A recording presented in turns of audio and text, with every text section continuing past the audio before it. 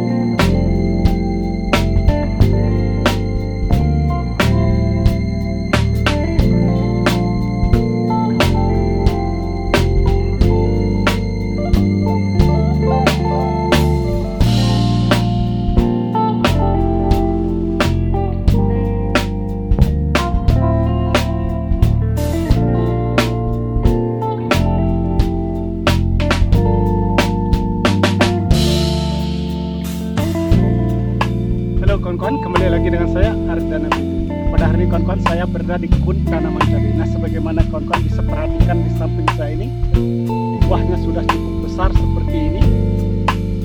Besar-besar ya, sangat mulus ya. Dan juga bunganya, bakal buah ini sangat banyak sekali. Dia double-double kawan-kawan seperti ini. Nah, ini efek daripada kita pemberian unsur kalsium dan boron juga. Nah, ini adalah cabai rawit Ori 212. Nah, pada dasarnya kawan-kawan, di dalam budidaya tanaman cabai, kita sebagai petani pasti kita menginginkan namanya hasil.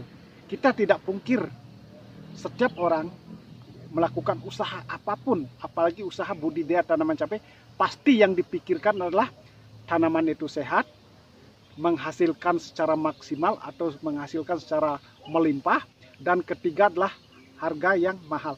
Nah, 3 poin ini pasti diharapkan oleh para petani, baik petani sayuran atau petani apapun itu pasti menginginkan 3 ini seperti yang saya sampaikan tadi. Nah, bagaimana cara kita agar kita mendapatkan ketiganya ini dalam budidaya tanaman cabai secara khusus? Nah, ingin mendapatkan tanaman yang sehat itu tentu kita harus melakukan perawatan yang optimal. Nah, bagaimana cara kita melakukan perawatan yang optimal? Makanya kenali kondisi fisik lahan kita yang akan kita tanami cabai secara khusus. Nah, bagaimana cara kita mengenali hal ini? Kan sangat sulit, apalagi kita sebagai para petani pemula. Apa yang harus dilakukan? Apa yang harus dikerjakan? Nah, seperti itu. Nah, dari pengalaman saya, kawan-kawan, kita menanam cabai tidak selalu di lahan baru, kawan-kawan. Maaf, saya katakan seperti itu karena kita juga bukan petani sultan, artinya kita punya lahan hanya sedikit, kita menanami cabai berkali-kali di lahan yang sama. Nah, langkah yang harus kita lakukan adalah melakukan sterilisasi lahan. Itu sangat efektif dari pengalaman saya. Dengan sistem melakukan pemberian bakteri, trichoderma, asam umat, dan silika karbon, tanamannya bisa menjadi subur seperti yang kawan-kawan bisa perhatikan di samping saya ini. Kita juga harus memberikan unsur-unsur yang dibutuhkan oleh tanaman agar tanaman itu menjadi sehat, seperti unsur kandungan fosfat maupun kalium dan boron itu, khususnya di fase generatif. Karena unsur-unsur ini sangat penting sekali, kalium dan boron ini. Begitu juga dengan fosfatnya, karena mereka mempunyai peranan masing-masing kawan-kawan. Nah, begitu juga bagaimana cara kita agar mengoptimalkan hasilnya. Tentu, khususnya sekarang kan musim kemarau kawan-kawan, dominan penyakit yang menyerang itulah seperti tungau, trip maupun lalat buah. Karena lalat buah itu sangat cepat berkembang. Kita harus tahu cara mengatasi daripada mengatasi tungaunya, mengatasi atau tripnya, dan juga mengatasi lalat buahnya. Kalau masalah jamur, memang di musim kemarau itu tidak begitu dominan. Tetapi kawan-kawan catatan saya, kita tetap harus memberikan namanya penyepraian dengan fungisida. Jangan sampai lengah juga, bisa menyebabkan nanti kena antranoksa kawan-kawan. Itu yang harus kita perhatikan agar hasilnya maksimal. Jika seperti tadi saya katakan, sterilisasi kita lakukan, perawatan kita lakukan dengan memberikan unsur-unsur seperti fosfat, kalium, boron, dan kalsium ini, pasti nanti hasilnya sesuai dengan harapan kita. Karena unsur-unsur tadi yang saya katakan itu mempunyai peranan masing-masing di dalam pertumbuhan tanaman cabai secara khusus sampai kita pemanenan.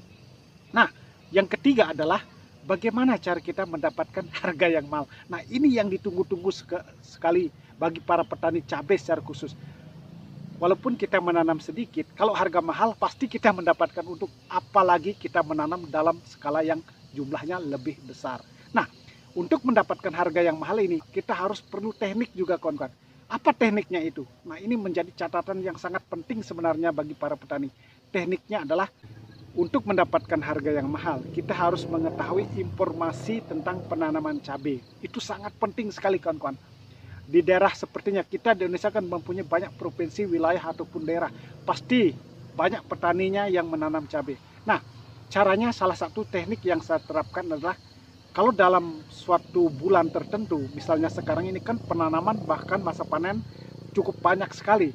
Nah, pada waktu orang menanam itu, usahakan kita melakukan penanaman maju atau mundur. Itu catatan yang pertama.